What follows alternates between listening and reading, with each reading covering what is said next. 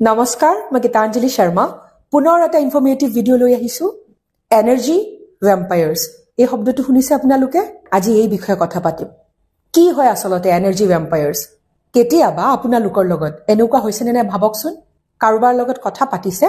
কথা পাতি উঠি আপোনাৰ এনেকুৱা লাগে যেন আপোনাৰ শৰীৰৰ ভিতৰত একদমে শক্তি নাই সেই শক্তি যেন কোনোবাই খুহি লৈ গৈছে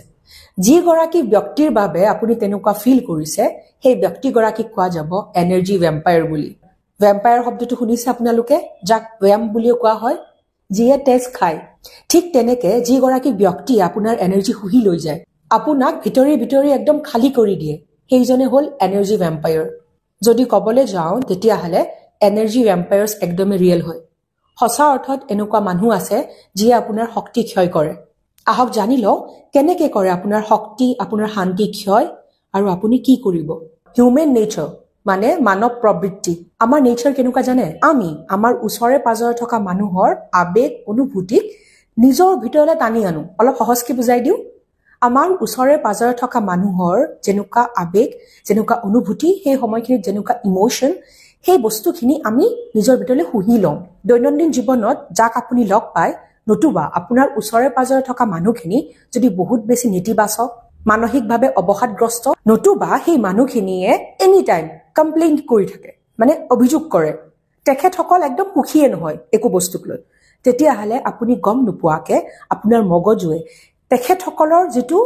ফিলিংস যেটো আবেগ অনুভূতি হেয়া লৈ লয় যেনেকে আইনাত আমি নিজৰ প্ৰতিবিম্ব চাওঁ ঠিক তেনেকে সেই লোকসকলৰ প্ৰতিবিম্ব আপুনি বনি গৈ থাকিব আপুনি গমেই নাপাব কেনেদৰে আপোনাৰ ভিতৰত ইমান চেঞ্জেছ আহি পৰিছে ইমানখিনি নিশ্চয় বুজিলে আপোনালোকে এতিয়া কি হ'ব শুনক যেতিয়া আপুনি এই ইমোশনবোৰ লব সেই আবেগ অনুভূতিবোৰক নিজৰ ভিতৰত লব তেতিয়া কি হ'ব আপোনাৰ নাৰ্ভাছ সিস্টেমে ভাবিব যে এয়া এটা ভাবুকি আপোনাৰ মগজুৱে বুজি উঠিব যে কিবা এটা বেয়া হৈ আছে আৰু তেতিয়া কি হ'ব আপোনাৰ বডিত ষ্ট্ৰেছ হৰমন ট্ৰিগাৰ হ'ব আৰু মগজুৱে পুৰা জোৰ লগাব যাতে আপোনাক সেই ভাবুকি সেই থ্ৰেটটোৰ পৰা বাহিৰলৈ উলিয়াই আনিব পাৰে যেহেতু আপুনি এটা বেয়া অৱস্থাত আছে আপুনি কিবা এটা বস্তুৰ লগত যুঁজি আছে মগজুৱে কি কৰিব যে ইয়েস নিজক যাতে সেই সিচুৱেচন সেই পৰিস্থিতিৰ পৰা বাহিৰলৈ উলিয়াই আনিব পাৰো আপোনাৰ মগজুৱে আপোনাক প্ৰটেক্ট কৰিবলৈ আপোনাক ৰক্ষা কৰিবলৈ যেতিয়া ইমানবোৰ কাম কৰি আছে সেই সময়ছোৱাত আপুনি কিন্তু সেই ব্যক্তি গৰাকীৰ কথা শুনি আছে মূৰ দুপিয়াই আছে সেই ব্যক্তি গৰাকীৰ লগত আপোনাৰ ভাবৰ আদান প্ৰদান চলি আছে আৰু আপুনি ভাবি আছে এতিয়া মই কি উত্তৰ দিওঁ সেই সময়খিনিত আপোনাৰ মগজু ওভাৰলোডেড হৈ পৰিব মানে লাগাতকে বেছি ভাৰ বহন কৰিবলগীয়া হ'ব এনেকুৱা পৰিস্থিতিত কেৱল মগজু বুলিয়ে নহয় আপোনাৰ শৰীৰেও ওভাৰটাইম কৰিবলগীয়া হয় আৰু সেই কাৰণে আপুনি এনাৰ্জি ড্ৰেইন ফিল কৰে আপোনাৰ এনেকুৱা লাগে আপোনাৰ শক্তি ক্ষয় হৈ গৈছে একদম সেইবাবে এনাৰ্জি ভেম্পায়াৰৰ লগত কথা পাতি আপোনাৰ এনেকুৱা লাগিব যে কথা পাতি ভুলহে কৰিলো কথা নাপাতাই ভাল আছিল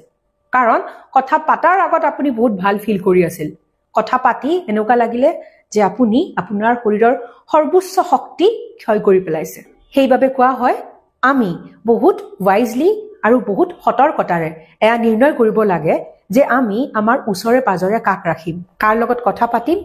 কাক আমি নিজৰ আপোন কৰিম তেন্তে আজিলৈ আহিছো এটা নতুন ভিডিঅ'লৈ আপোনালোকৰ মাজলৈ পুনৰ আহিম Stay happy and stay healthy. Love you all.